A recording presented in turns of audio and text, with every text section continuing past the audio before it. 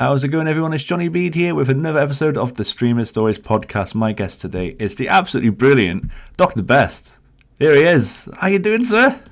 Hey guys, How's it thank you for going? having me.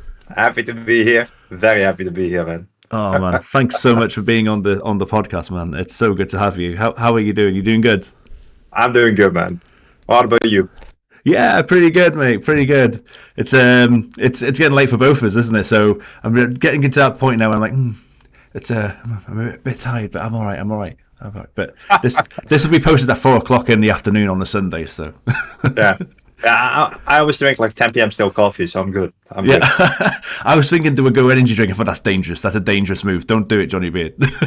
Yeah, I'm a passionate coffee drinker. I can drink coffee, and 30 minutes later I can go to bed. Oh, really? What? Yeah, really, it doesn't matter. Oh my god. Well, It's my Dr. fuel. Fair play. So those who don't know who you are, Dr. Best, can you just introduce yourself and where can we find you? Yeah, my name is DoctorBest. I stream mainly on Twitch, and I do some uploads on YouTube. I do a lot of survival horror games, mostly Resident Evil. I do challenge runs, mods. I recently did two no damage runs. I did before, but never really properly did it, like with the splits and get them verified. And now I did it to Team Hitless. I'm also part of Team RPD from Met RPD. This RPD Twitch stream of a Twitch team. Sorry for that. And yeah, for me, it's kind of just having a good time. I don't like sweating in a game. Like when I do a challenge or speed run, I don't reset all the time. I just want to have a comfortable time, and that's what I do on Twitch. Just having fun, play games, and do some challenges, but no sweating. No sweating. Exactly. Very important. But no, they are, and your challenges are awesome. They're so good. I remember not long ago when you were doing the dance mat one. You were doing the dance mat. I was like, what's this? Oh, the dance? Yeah. Oh, yeah, that was a fun one. It was easier than I thought, but after a while, I did Resident Evil 2, Claire A, and Leon B. But after a while, you feel it, because I'm not used to stand up 6 hours and keep on moving. So it was the standing all the time and being in the angles was harder than the actual playing the game with your feet. Yeah, I actually got with Leon B the S rank on first go, so that was pretty awesome. Yeah, really. Oh my god. I went pretty well. Fair play. Yes, definitely. Wow. Okay, yeah. So, all right. Well, that's now, isn't it? That's now. So, yeah. Let's go back to the beginning then. Dr. Best. When you weren't a doctor and you were just called Best, before you got your doctorate. What was a young version of you like? What's your first memories of playing games? So I have an older brother. I have a dad who was into video games. I had a dad. We got the Atari. So my dad, was one of those people, when video games started to come, he bought the consoles. He had the old Ataris. My brother was playing them, and I remember we having the Atari. I know we had them, but we had them for quite a long time. But when I think what I really started playing was on the old NES. Right. Super Mario Bros, Duck Hunt. Yeah. In the Netherlands, we didn't have all the original games, so. Making bootleg copies, these 80 on one cartridges. Yeah, one cartridge with 80 games on it. We had those at home, so we had quite a lot of games what we could play. And that's the memory what I had mostly playing the older games with my brother. And the NES is I know that's the first console I really played on. And the first console what I really owned was my game, and I bought games for was the PlayStation 1. And we also had the Super Nintendo, but I was still younger at that. I'm from 85, so the PlayStation came out I think in 94, something like that. So that was my real own console. I saved money, got games for the birthday, for Christmas. So that was my first real console. What was mine, and I had my games, the Tekken, Tomb Raider, and of course Resident Evil. And that's kind of my first experience with it. So it started with Nintendo, but really what was my thing was the PlayStation. You mentioned something really interesting there that I've never thought about before. So back on the NES, did you say, I don't know if it was you or your family, that used to, it's like almost like cracked copies where you can have, because again, I remember the PlayStation 1 had them, didn't it? I vividly remember getting cracked copies of games on PlayStation 1. But is that something that happened on the NES? I've never heard about this, but it's not that surprising either. Do you remember much about that? Yeah, like these cartridges would have like 16 games on it, 20 games on. I think later even up to 100, I believe. Wow. Also, the Super Nintendo, I remember we had the floppy disk reader for the Super Nintendo, which you fit it in the cartridge slot, and you just put a floppy in it, and you could copy it. Oh my god! Yeah, my dad liked to mess around with all that stuff. So they just went to we had like this VHS rental shop, and you could also rent Super Nintendo games there. And I remember that we always went there for the new releases, and my dad always put it on a floppy disk and copy that. Your dad is a revolutionary. He did buy the good games because he did also collect the games. Like we had the original Zelda, the Mario's, but like the other titles came out, but you don't want to. A lot of games cost money back then, and he didn't buy all the games, but the ones what he didn't want to have in his collection, he just put them on a floppy. Yeah. So we had we played a lot of games with them. Oh my god, that's awesome! Your dad's awesome. Yeah. No, that's. I mean, again, just because I've never heard of it being a thing. Like people always associate, like that type of thing being like a Windows PC era thing, don't they? But I mean, that's in the 80s. Like that was before the PC became like a revolutionary thing it is today. So your dad's a pioneer at crack copy video gaming. Fair play. Yeah, but it's also because of the piracy rules in the Netherlands. They were very loosely. Even now, it's still in the Netherlands. I think it was up to 4 years ago. You were allowed to download something for self-use. You will not get a strike if you download like a new album or a movie or something. As long as it's for your own use, they don't prosecute you. I think that's a fair rule if you put it that way, to be honest with you. But it's completely different in Germany. I learned that the hard way. Oh man, yeah, goodness. But yeah, that's fascinating to think about that. And we'll deviate obviously to modern times. Soon we'll continue talking about the classics. But I mean, just that as a topic, but again, as two massive Resident Evil fans, like we were talking about just before the podcast went live, about obviously the huge fan base Resident Evil has, but like the modern community and all that stuff is a huge part in really those older games from the 90s still being relevant today. Capcom aren't releasing the games on modern consoles really, apart from they're on PS5, I think, aren't they? Resident Evil 1. The directory's cut is out there. Yeah, but fans and hacking and modding and all that, we're saving video game business. I talk a lot about that also on my stream. Like, you got the Mega Man collection. They poured it all over the place. The Street Fighter. I think Street Fighter, every time there's like, a new game, they make like the collection for I think even on the Switch it is, on PlayStation 3, PlayStation 4. But somehow it doesn't happen with the classic Resident Evil games. Yeah. Like, I don't know. Maybe I think on Twitter one time read something that they lost their original sources or something like that, but who knows? Yeah. I mean, they made them available on PS3 as a digital download. I think on the PS3 you can download Resident Evil 1, 2, and 3, I believe, in the PS3 store. But they never made it available on the PS4 and the PS5. Only the director's cut is on the PS5. So it's a shame that they don't do it. It is. I bet you, I mean, we don't know, obviously, because they won't reveal the records, but I bet you that Resident Evil 1 Director's Cut sold so many copies on the PS5. I bet you it has. I'm almost convinced it has. And they are trying it, to be fair. Now, obviously, I know we're not just Resident Evil, like some of the old, I'm a huge RPG fan. So Legend of Dragoon is now on PlayStation 5. That's so exciting, isn't it? So that's not been able to be played for years. So I think Sony are slowly, and Capcom obviously as well, are slowly getting there, just about. They're thinking about it. Yeah, I always tell people, like, when Code Veronica, people always say, when do we get a Code Veronica remake? When that game is on sale, you don't own it, download it instantly. Get those sales up. So Capcom notice people want Code Veronica. for sure. because that one has been ported on PS3 and Xbox 360, and there's like a digital PS4 version, I believe. There is, yeah. The Yeah, PS4 they didn't version. order anymore on Xbox One and on Switch, unlike RB1 Remake and Zero, they have been ported.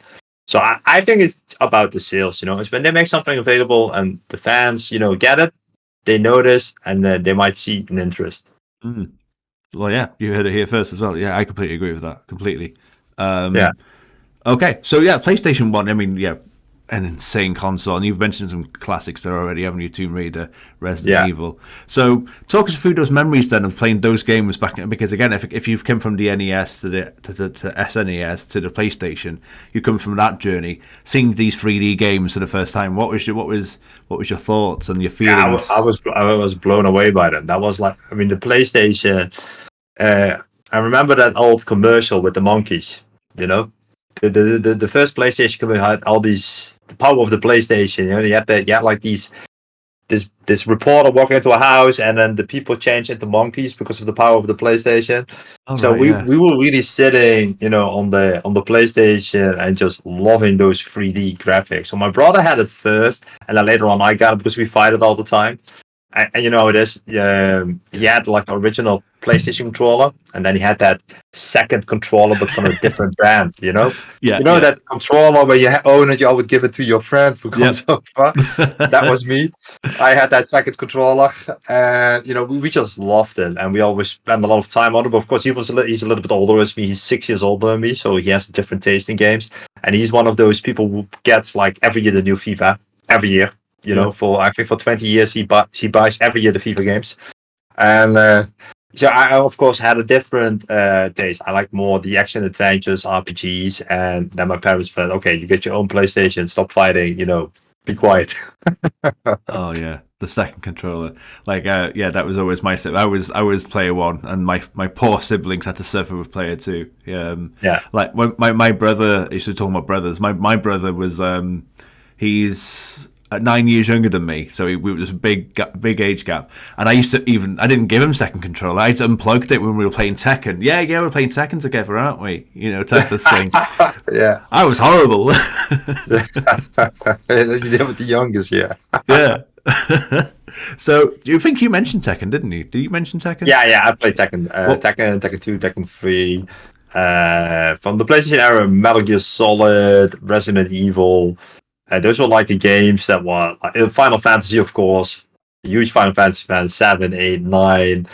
I mean, those were the titles. Metal Gear Solid 1, and I played Parasite Eve 2, when 1 was not available over here. Tenchu, Stealth Assassin. Yeah, I really love that Tenchu one anymore. Fear Fact, all those were really the games that I really loved. And the Siphon Filter. Yeah, wow. It's so good hearing the list of those games, isn't it? And again, just the games, some of those we just don't talk about anymore. But it was an absolute goldmine of games, wasn't it? The PS1. Yeah, I think the PlayStation was just a revolution of games when it came out.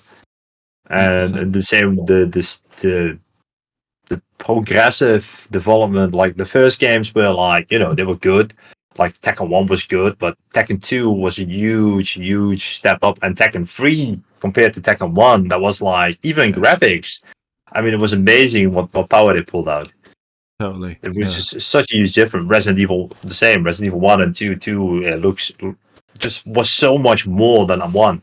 And I think that's with a lot of games. Final Fantasy, 7 was with the blocky characters. 8 got a little bit more realistic, and I think with Final Fantasy 9, graphic-wise, they completely nailed it. That was just a very good-looking game. 100%.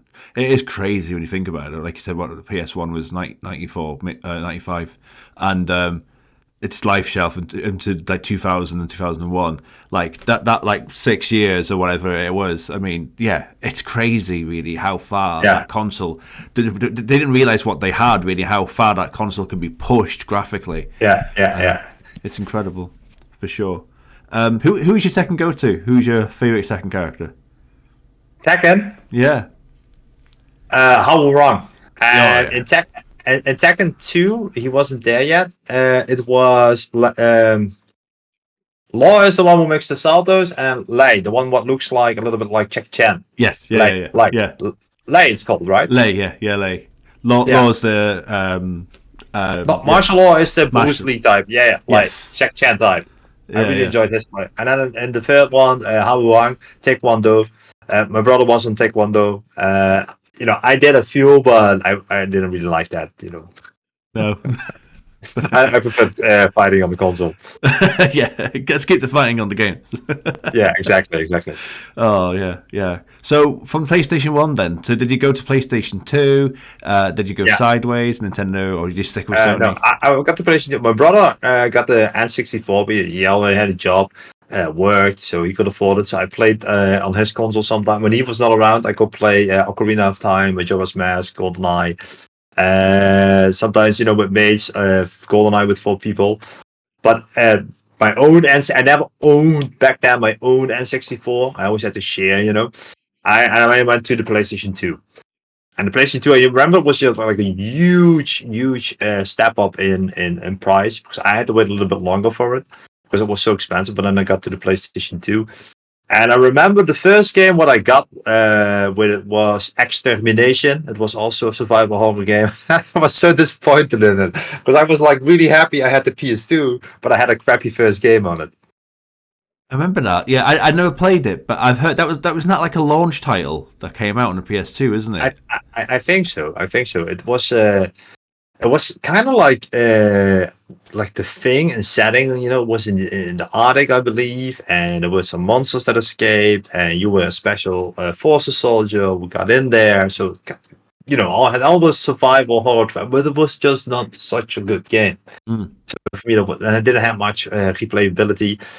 And I remember that one because I remember I was really disappointed at that one. That was like, and after that,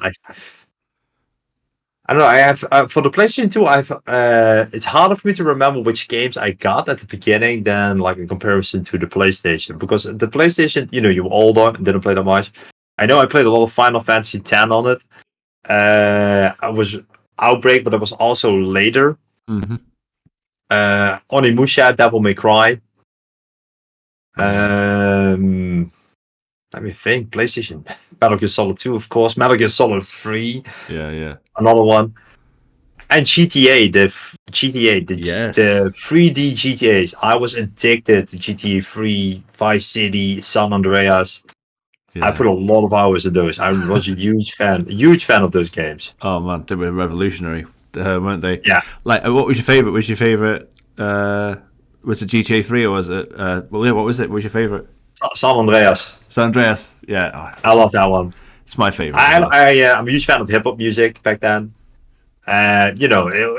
Just everything in that game just was amazing. Yeah. The characters was good. The story was good. The fact that you could build your Imperium. And back then, when I was younger, these movies like Scarface and The Godfather, and then you were there in that game building your own empire. Vice City already had that, but like really limited. Mm-hmm. But in San Andreas, you had so many properties, so many areas which you could take over. So that was really good. Yeah, really had a lot of fun with that one. Yeah, San Andreas is my favorite. One of my all-time favorite things in San Andreas is the turf wars. I love the turf wars. Yeah, exactly. Slowly taking over the whole of the map. It's just like, this is so cool. Yeah, and I think San Andreas is the one where Vice City had good cutscenes already, but I think in San Andreas the story really got next level compared to Vice City. Vice City was already good, but on San Andreas they really put. That's the one where they had Snoop Dogg in it and Samuel L. Jackson. Yeah. That was just amazing. No, yeah, I love San Andreas. I think when I think back about it, like what is my most played game on there was I think probably it's like San Andreas. Also, before the PlayStation, I actually had the Dreamcast. That's the one I had on release. Oh, yeah, really? Okay, yeah. Yes. See, but also almost forgot the most important Dreamcast, Resident Evil Code Veronica. I saved a lot of money to get the Dreamcast, and then when I finally got it, I read in a magazine that it got discount. I had it 2 months, and then I read it in the magazine. You go to the paper. You remember those guides, these game guides. You go to the paper store, look at the back for the codes and cheats and walkthroughs, and then I read Dreamcast get discontinued, and I was so sad. No. I was because I got the Dreamcast for Code Veronica, Shenmue, Sonic Adventure, and then PlayStation. It's a shame, isn't it? I mean, I'm a Sega Mega Drive. I have such fond memories of that. So yes, I do get sad when I think about Sega's demise. It's a shame. But yeah, you played OG Code Veronica games. I never played it. I only played Code Veronica X. So yes, it was Resident Evil Code Veronica just then, and I got it, and that was like the main reason why I wanted to have the Dreamcast for Code Veronica. Like when it had in the magazines it had Chris, Claire in it, and that was amazing. Like wow, that's the sequel. Sorry to interrupt. When you played, because again you played DOG, and I don't really know anyone that's played. I've not really had this conversation with anyone that played DOG when it came out. So when it came out, did you know Albert Wesker was in it, or was that like a massive, like, mind-blowing moment for you? I don't know. I can't remember. I don't think so. I knew he was going to be in there because in the first version of it, he only gets revealed in the second half of the game. And I remember I really struggled with that game when that came out. I really had problems completing it because it was really hard and really unforgiving. I got you can soft lock very easy in that game, like semi soft lock, make it really hard on you. Of course, Chris has enough weapons to find his own weapons, but once you know the first part and know what to pick up and what to leave in your box, it is so much easier. So I found out pretty late. Of course, you get the little hint at the beginning when Chris arrives on the island. It's Wesker, but you have to finish the whole Claire part before you got the first glimpse of Wesker. And the X version, the one that is on PlayStation 2 and now still on 360, what you mostly see what people play, and that's the one where Wesker gets already revealed in the island and he attacks Claire. But in the OG, that scene never was in there. But to answer your question, I can't remember if I knew Wesker was going to be in. I don't think I knew, but I don't know. Yeah, don't remember that. Yeah, I didn't know. I mean, I played X, and I still didn't know Wesker was in it. As far as I was concerned, Wesker was dead. Sorry, spoilers. I mean, let's be. I don't know if we should be saying that, but still. But yeah, and like that's one of my all-time favorite scenes is the scene when Wesker hits the island and attacks Claire. Like, my mouth dropped. Like, I was like, oh my god, like back from the dead, it's one of my all-time favorite scenes. So I just wanted to know from a Dreamcast fan player perspective. I honestly didn't know. So I'm a fan of Code Veronica from the moment I played it. I really loved it, and it always felt like a real sequel to RE2. I mean, I really enjoyed RE3 when it came out, but RE Code Veronica was for me I love that one. I really love that one.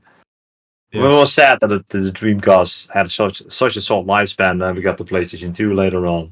I think that's also why I had to wait for it, because I had the Dreamcast and then it got discontinued, and then I got the PlayStation. But I made the same mistake with the GameCube as well, because I was about to go there because of Resident Evil 4. I was gonna mention that. So okay. I continue. I fell in that same trap. I mean, to be fair, Nintendo did wait almost a decade before they ported Zero and RE1 to a different consoles. Yeah. 4 got ported in 2 years, I think, to the PlayStation 2. So I also got a GameCube back then, just for Resident Evil. Yeah. And that was that I just followed that series back then. I even had a Game Boy Color for Gaiden. Oh, did you? Yes, I never played Gaiden. Oh, I think I've seen. I think I saw someone else play. I don't think I ever had a copy of Gaiden. I've seen it obviously online a few times, but it's not the best game, is it? But fair play. It's not the best game, but for a Game Boy Color game, what they did with it and the sense of survival horror is a tough game. it's you have to conserve your ammo. You have to really treat it like a Resident Evil game. It looks like crap, but it has some very smart mechanics, and it has Barry and Leon in it, which is of course totally awesome. Like when I played it, I think 4 months ago again, back on stream, and I actually had to restart a few times to be better with the ammo and learn my pathing better because I didn't have enough ammo to kill the end boss. So this, I enjoy it. I enjoy it. I like to turn off the music when I play it. Yeah, fair enough. That's good all. But it's actually a fun. I like it. It's a fun experience. If you never played it, I would recommend to try it out. Yeah, I might pick it up because again, I do want to start playing some of the more obscure games. That's for sure. I did play a little bit of Outbreak when it came out, but I only played it offline, so I never played it as it was intended. I don't know what was your experience of Outbreak. You have mentioned. Fire 1 was never online, but I loved it from day one. I really loved that setting. I got the hard disk for that one because it improved the loading speeds.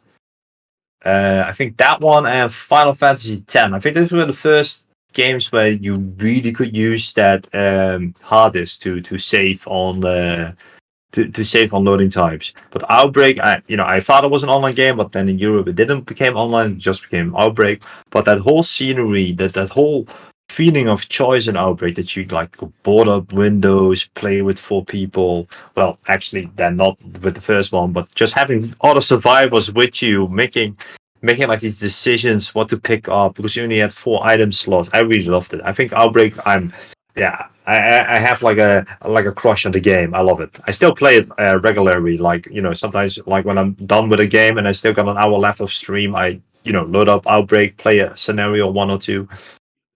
I love it. It's a great game, and I think it's fantastic that we can still play it today on PC. It's amazing. 100%. So so you mentioned your brother, you mentioned your dad. Did you do many collaborative type of games? Did you do like 2-player games much? Is that something that you play with friends a lot, or were you just solo campaigner playing through all these amazing single titles? When online gaming, I did like local co-op a lot. Always split screen. Games like Duke Nukem or Time to Kill back on PlayStation. Of course, the Tekken rounds. Later, when I was older with my mates, Mortal Kombat. Passing you're sitting with 6 people. You play. Okay, the loser has to pass the controller. Yeah.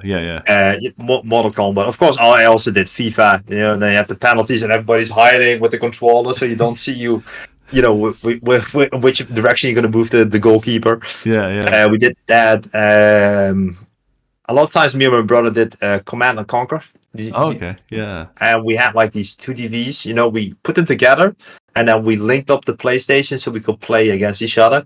And then we built so many units that the games always crashed. So we spent like 2 hours on building units, and then we did the fight, and then they couldn't handle it and they crashed.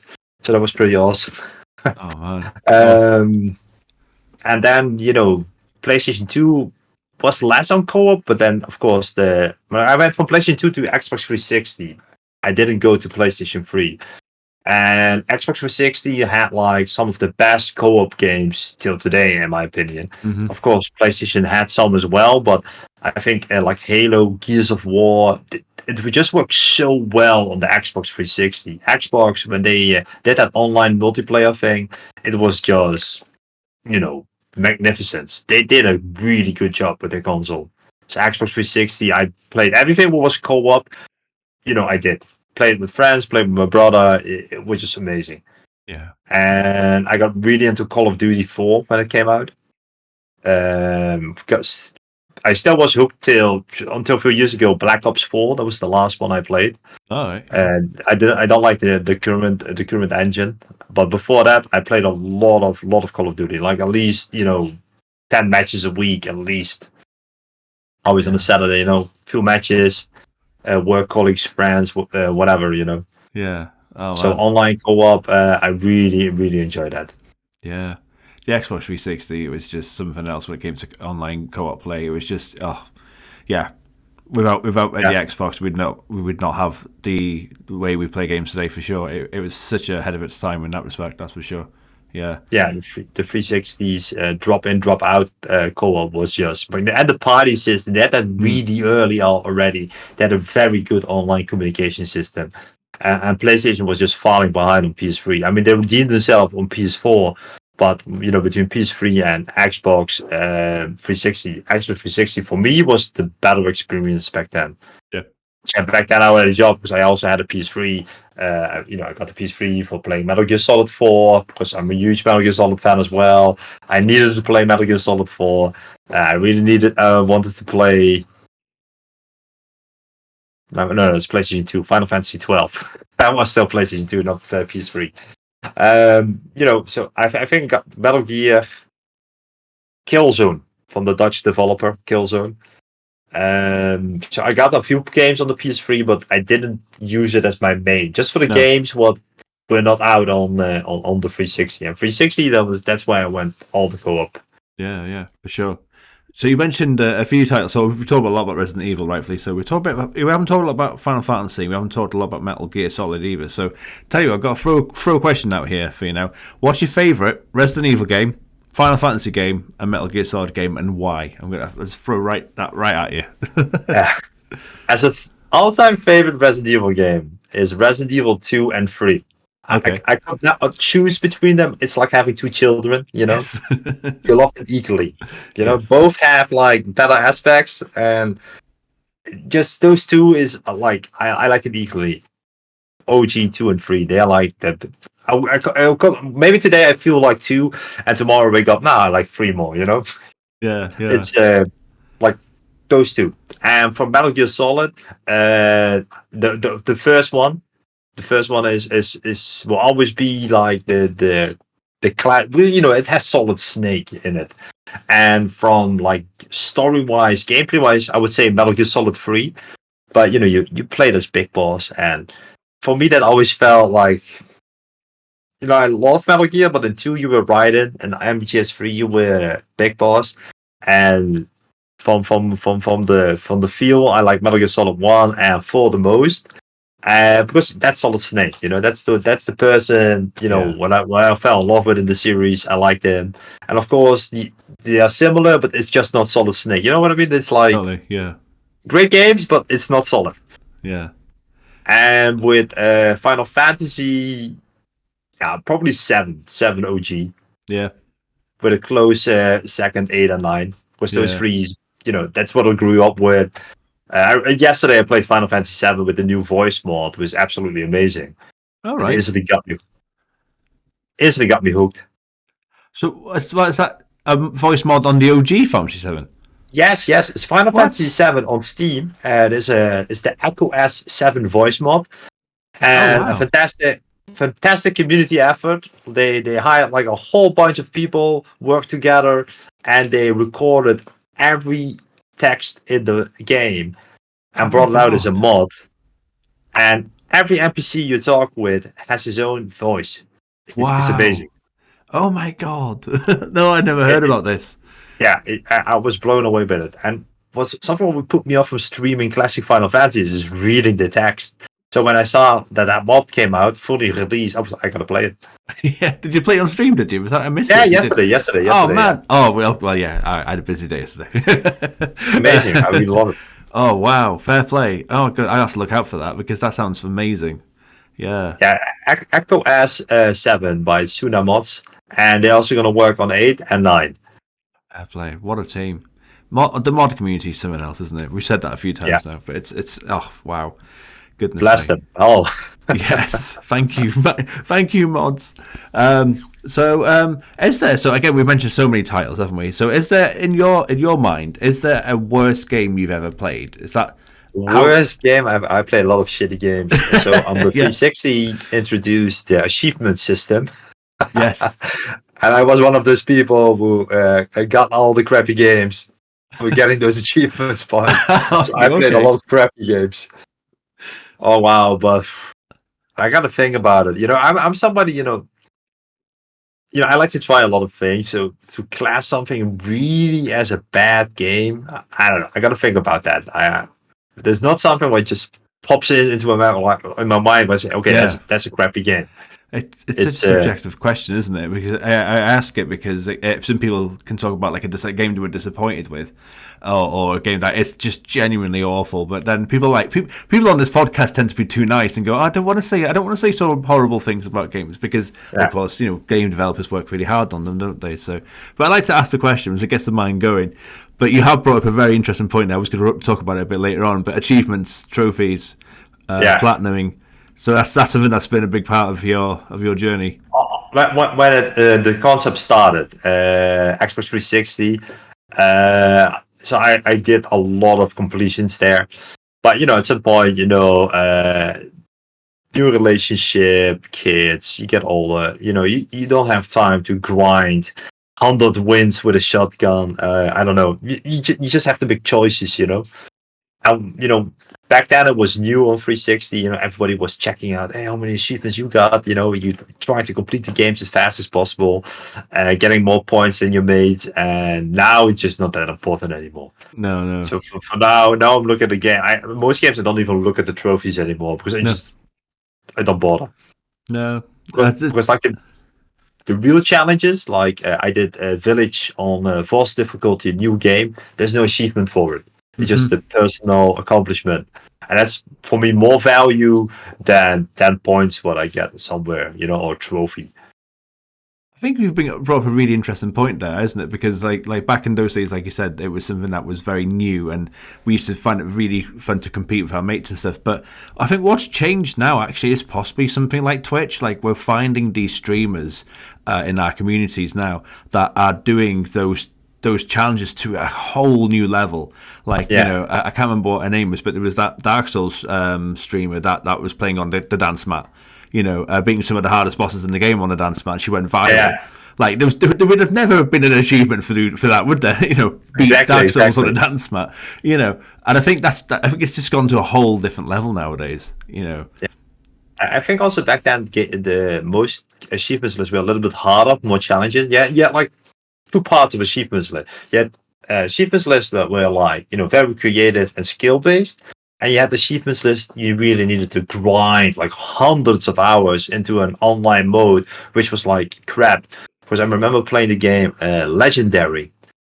There was ever heard of it? Legendary? No, I haven't. It's like a BioShock kind of a sense, but like lower budget. And it had a very crap multiplayer. And I remember going to an achievement website, trying to find people to grind the online multiplayer, and just manipulating the online mode to get those achievements. Like, getting up at 5 a.m., meeting up with people.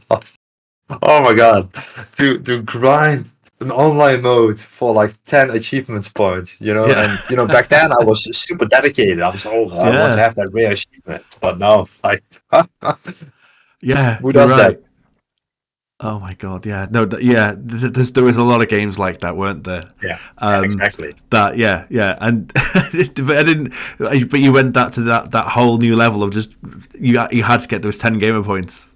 Yeah, exactly. Yeah, almost like an addiction. You needed to, you wanted to have it. Like even if you started a game and you didn't like it, you still were like, I have it on my gamer card. I have to finish it. Yeah. Oh yeah, and you can't even delete it or anything as well. It's like it's there forever. Yeah. It's like a little blacklist on your list. You got to get rid of it, or you. Yeah. Yeah. And I'm a very dedicated person. If I want something, I'm go all in it, and I don't stop till I get it, and I keep thinking about it. I want to have it. And so for me, achievements, it took the fun out after a while, and I just kind of dropped it, got more mature, and was like done with it. And now, you try. Now I think most games, I mean, there are still games with very challenging achievements, but I think, like you said, people doing more challenging stuff where they don't get recognition for, other than the sense of accomplishment. And I think that's like a more nicer accomplishment than just a point on a gamer card. Yeah, definitely.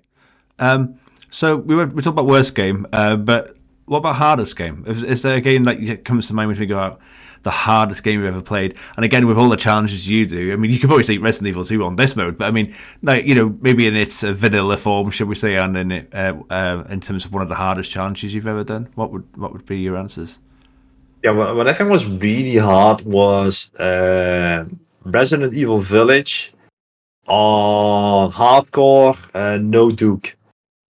I Okay. didn't even try Voss anymore because I spent like 40 minutes trying to kill Miranda because the gun only did 0.02% damage. That was like a crazy challenge. Yeah, I've heard about this. I've heard about Miranda on the hardest difficulty. She's a bit balked, really, isn't she? Yeah. Um, So I did hardcore. Yeah, Force also. Force is a complete pain, even with upgraded weapons. And I did an hardcore difficulty with no merch, no Duke. mhm. And that one I was really like, fuck it, I'm gonna give up, but I did it. I pulled through. Yeah. I mean, I watch a YouTuber. You've probably heard of him, Dante Ravioli. He did a similar challenge. I think he did. I think he actually did that challenge, the no Duke, for the two shadows Yeah. difficulty, and he couldn't beat Miranda. And I was like, there's something wrong with that. There's something really weird about it. And now you've mentioned it, so I mean, yeah, it's got to be something odd there. It's a shame that you can't complete that, or you can, but it takes like the grind is insane. Yeah, yeah. Yeah, it's like that because I've seen people completing the Village of the Shadows difficulty with knife only, and it's learning the pacing and stay calm and consistent, and then you can do it.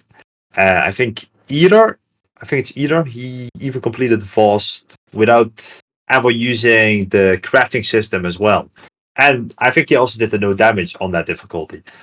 So that's amazing challenges. So I'm very proud of what I did, but I know that people will do putting off even more harder stuff. But for me personally, that's like the most recent game what I think that was like absolutely insane. Like I was ready to give up, but we fixed it. We did it.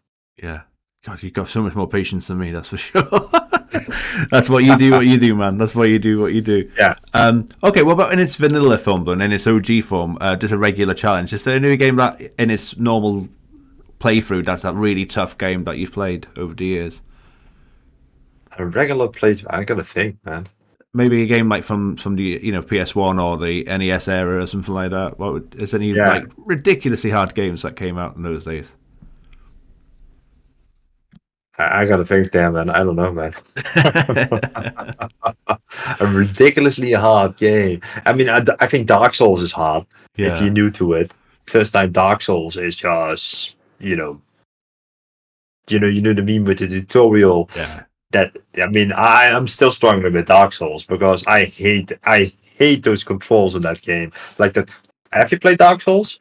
Yeah, I'm same. I'm not good at Dark Souls. Yeah, I mean, I finally got the tutorial done. I finally get to the first boss, and then out in the open, and then you're on that bridge. I mean, Dark Souls. I would say Dark Souls is the hardest vanilla experience I played. Dark yeah, Souls, yeah. because for that game, I it just ticks me off. I don't have the patience for it. I would love to one time go back and complete all Souls games, but.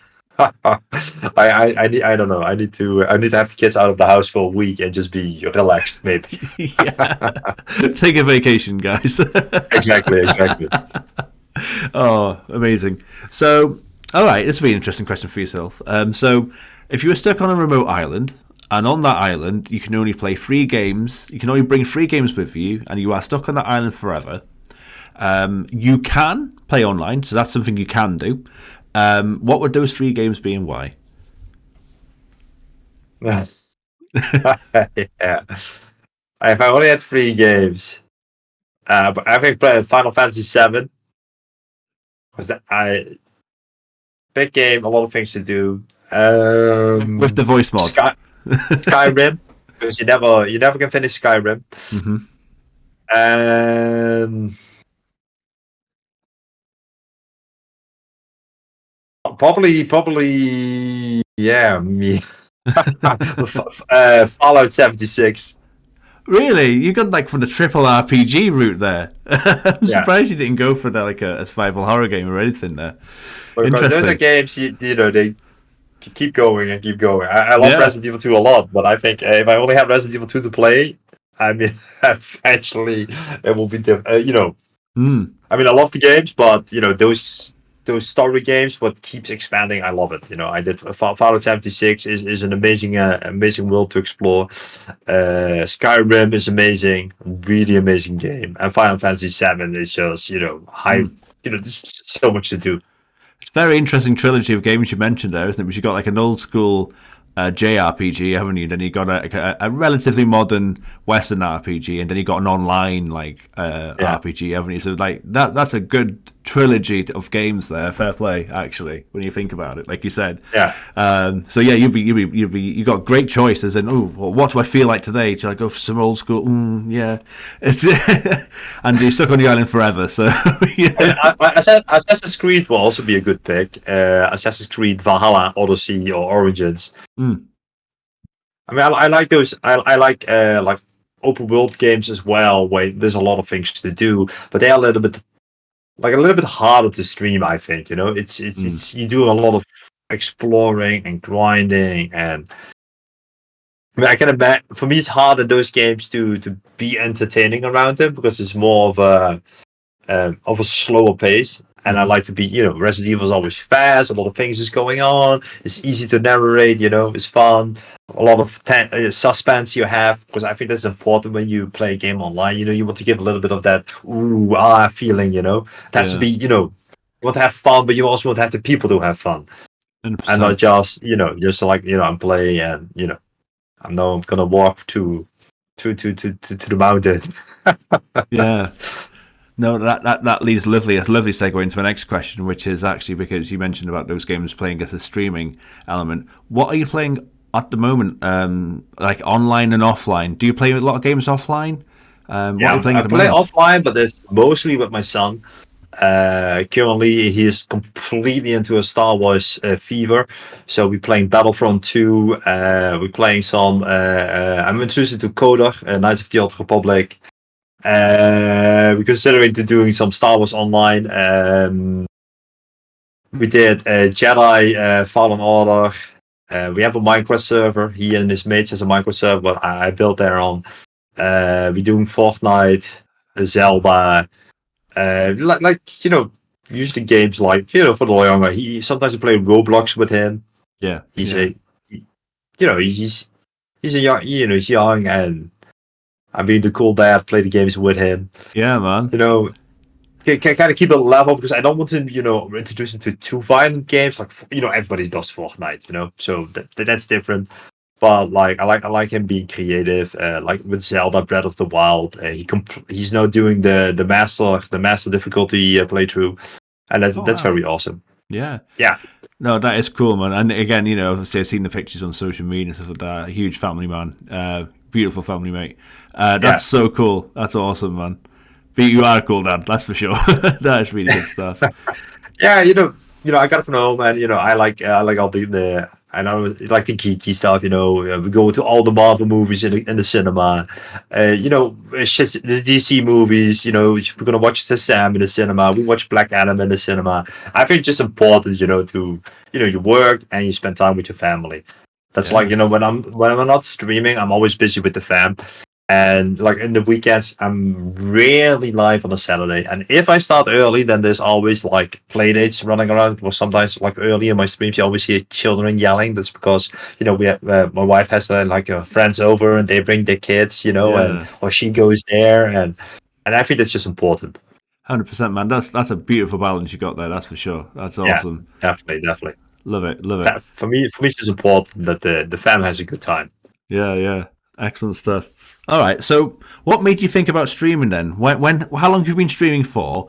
And what were the steps really that led to that first stream? Talk us through that experience. Yeah. So I was playing Black Ops 4 with some colleagues from work and some friends, and I was a god in that game. I was like, bam, leaderboard. I actually have some old clips on YouTube where I completely dominate the rounds. You play with your man. Oh, you cheating? Oh, you do. It's lag. So I was looking on. I had a Twitch app on Xbox like forever. I have it like since 2014 or 13. I had it, but I never did anything with it. I just watched sometimes some gameplay, and then in 2019, I was like, okay, I'm gonna use that app what I have on Xbox to show you guys how I play, and that's how I kind of started messing around with it. But they were not like real streams, just showing it. Mm-hmm. And then my brother told me, hey, can you show me that Assassin's Creed game? I think that's when Origins came out, so I did a few Origins stream, but just with the main purpose to show them and not to build a network. Mm-hmm. But then some randoms popping in, and they were popping in, and then I got affiliated without really paying attention to it like that. I got affiliate, and then slowly I played some more. Then I didn't play it for a week, then I did a stream for a month, so I kind of messed around with it. So 2019, and I think it was around 2020 I got like a PC for streaming to with the capture card and all that, because I was always using the Xbox, the Xbox One, had a shitty cam on it, and just using the headset microphone. Yes. Absolutely terrible, no lighting, so you saw me on the screen, and I talked English and Netherlands, and we just the party chat from Xbox was on there. It was total chaos. Yeah. Like I can imagine. Yeah. But when I see that back, I was like, oh my god, we came far. Yeah. And then I started with the PC, and I thought like, I'm maybe going to try some different things, and you met some people, and I did all kinds of things on Twitch. I did Minecraft, horror games, 7 Days to Die, still a lot of Call of Duty. And then when Modern Warfare came out, I didn't enjoy that one. And then I had a small community band, and then I started to try out different things to stream. I was like, I'm gonna find something what I like to do multiple times, and I found then 7 Days to Die. It was a nice community game, had a server, and then Ark, Survival Evolved, and Conan we did. Like all these crafting games, because I was playing with a bunch of people, always being together. We will socialize. That's when my community grew for the first time. And I did that, I think, for the whole year of 2021. The Village came out in... When did the Village come out? 2022? No, 2021, huh? What was that, sorry? Village. The Village. I don't know now. 21, huh? Yeah, so I think I played from the summer of 2020 all the way till January. I did all these crafting games. And then The Village came out, and there's a thing what I always do when a new main Resident Evil title came out, I start replaying the older ones what I had. And I was like, I'm going to do that on Twitch, So I started with Zero, RE1, the classic, and that's when I really got into the Resident Evil community. I met Matt and became friends with that community, and the mod community, Aiden Watkins, Elric from Resident Evil Revisited. And, you learned about all these different versions, how to play the old PC games, which I didn't know about. The keys could still play them, the source snacks, the reboot patches, and that's how I got more into Resident Evil, and that's what I still do till today. Sometimes I branch out to something else. Like currently I'm doing on Mondays The Last of Us. I played last week 3 days in a row The Last of Us Part 1, and then I started Part 2. But it's not everybody's cup of tea, so I'm like, Mondays I'm going to do The Last of Us. On Wednesday I want to do some RPGing. I've been messing around with RPG, but I just want to, I love RPGs, and I was always like, maybe it doesn't work on stream, but with the voice mod for Final Fantasy VII, I was like, okay, I really want to play that voice mod, but I can't do it off stream. I don't have the time for it, so I'm gonna sacrifice one normal streaming day for the RPG. Friday, like tomorrow, I'm gonna do some no damage runs. I'm currently doing the Resident Evil 1 Classic, 2, 3, Code Veronica. I'm trying to do them back to back, all 4, no damage, no save.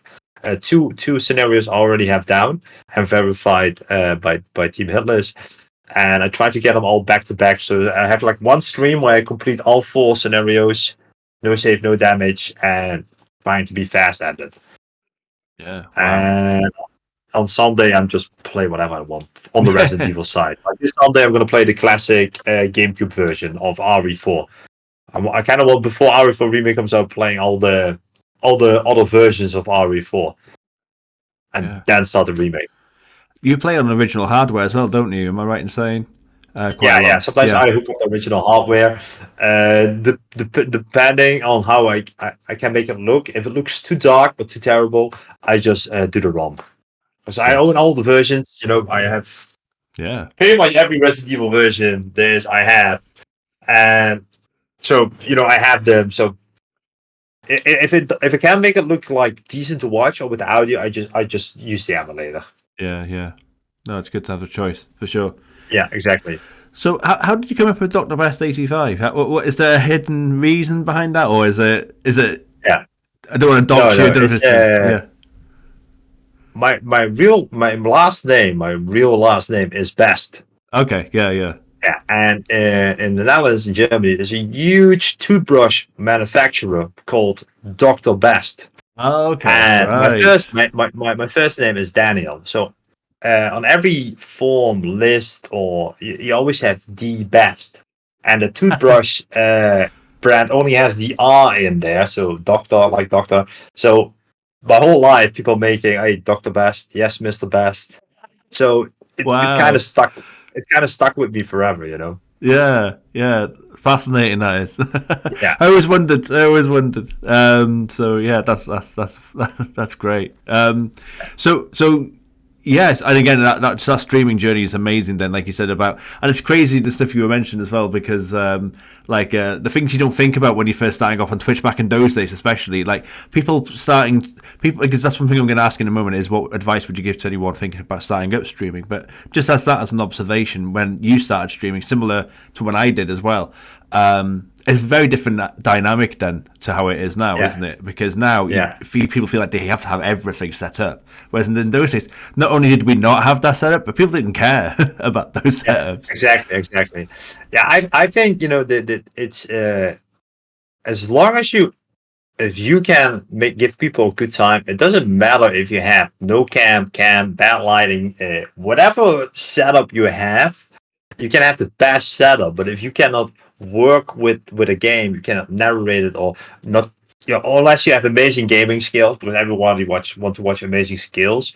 But if you don't have them, if you're like half decent like myself, I always tell them, I'm like, I got some skills but not so much, then it doesn't really matter. The setup does not help you on Twitch. Of course it looks everything great, but you have to think like, what kind of streamer you gotta be. That's what I would say too. Like when someone wants to stream, I tell them, why do you want to stream?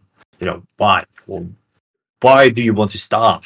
Yeah. And you have to set your expectations good. Like, you everybody can start to stream, but sometimes you have people get frustrated because they're not really growing or they're not having.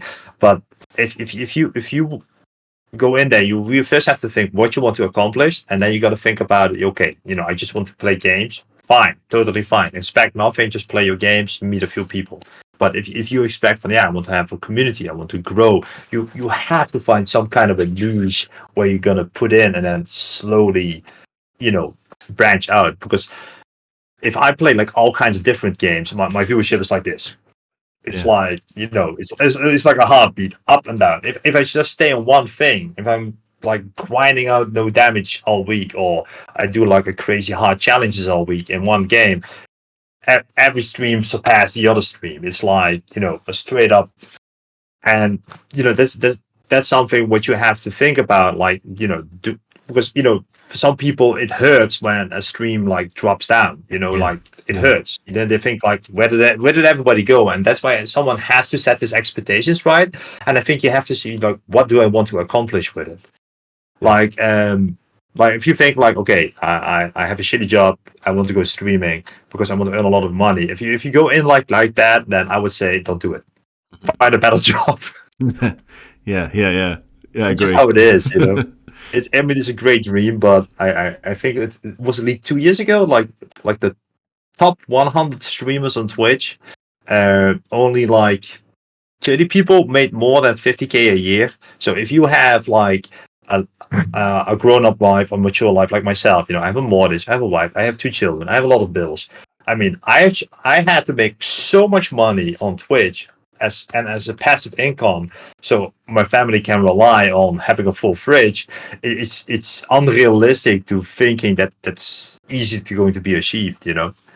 I mean, it's different when you live in your parents' basement, or with all due respect, I mean, a lot of people are happy in the basement with their parents, but then it's easier to say like I go full time because your living costs are, they're not as high like as someone who has like an established life. And I would say that someone who goes into streaming has to think, I'm going to do it as a hobby. I just want to have fun. And if someone says, yeah, I want to, become rich, yeah, then I don't think that's the. I mean, of course, it's possible. I mean, Lodwig pulled it off in like 2 years, became the biggest streamer ever. But it's like one person would achieve that, and I think it's not realistic to go like that into streaming. And I think the same that I don't think it's realistic that you have to need the perfect setup to make it. The setup will help you, but it will not do the thing to make you, grow or get a community. It's you. Yeah, perfect. I completely agree.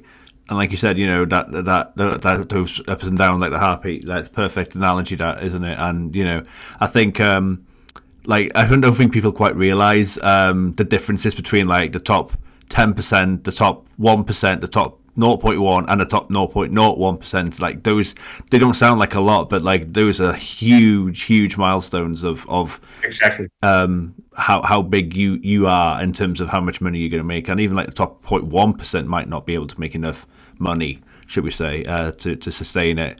So it's it's a crazy difficult world to think about it like that, isn't it? That's for sure.